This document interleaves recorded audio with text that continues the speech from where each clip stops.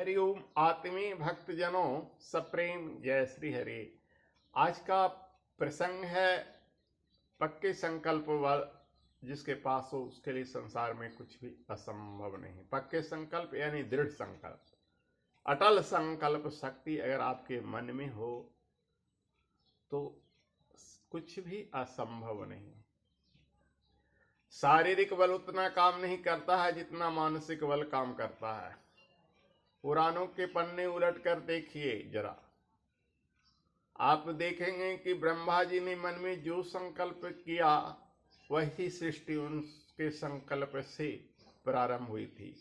विष्णु जी ने जो संकल्प किया वो पूरा हुआ, महेश्वर ने जो संकल्प किया वो पूरा हुआ।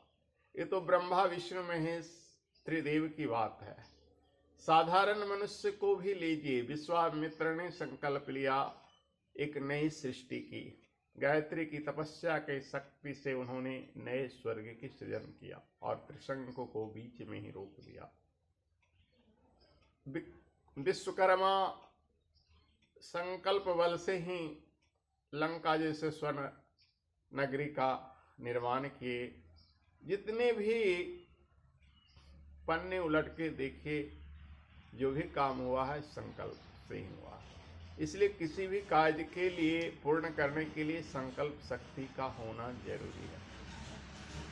लोग कहता है यह न होगा वह न होगा, ये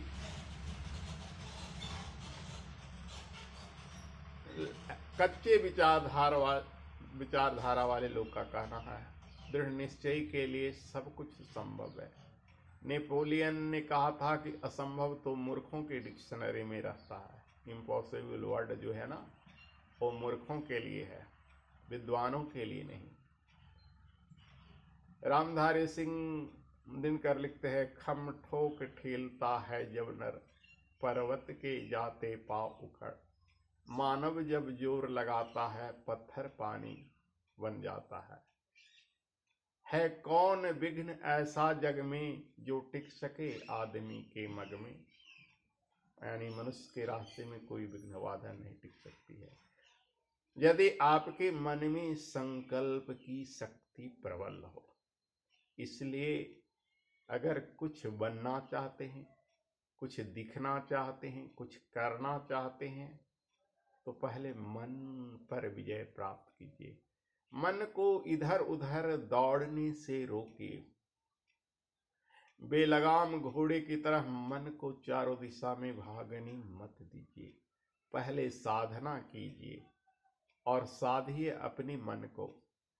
यदि आप अपने मन को साध कर लेते हैं तो आपको पक्का विश्वास दिलाता हूं इस वीडियो के माध्यम से कि आप दूर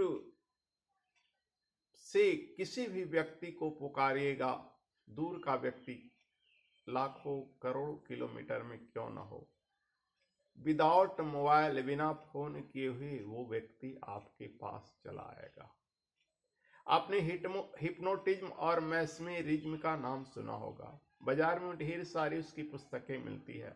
लोग पुस्तक पढ़ पढ़ के पागल हो जाते हैं लेकिन कोई भी काम पूरा नहीं कर पाते हैं, लेकिन उसका कारण ढूंढ नहीं पाते हैं। पुस्तक में ध्यान की बात है।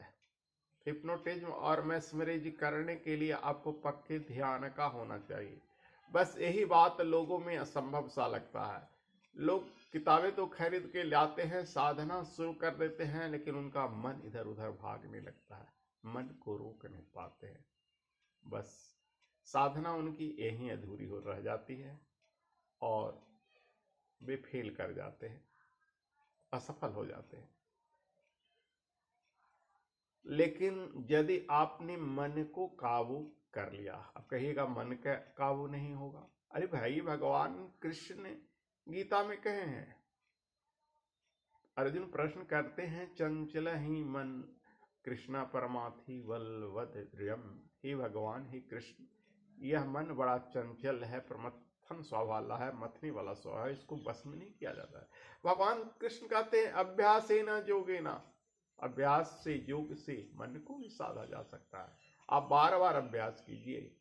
अगर जिस दिशा में आपका मन दौड़ता है उसी दिशा में जाने दीजिए, लेकिन चारों दिशा में मत जाने दीजिए, 10 दिशा में मत जाने दीजिए, किसी एक दिशा में जाने दीजिए और उस पर पक्का हो जाइए, उस चीज को प्राप्त कर लीजिएगा।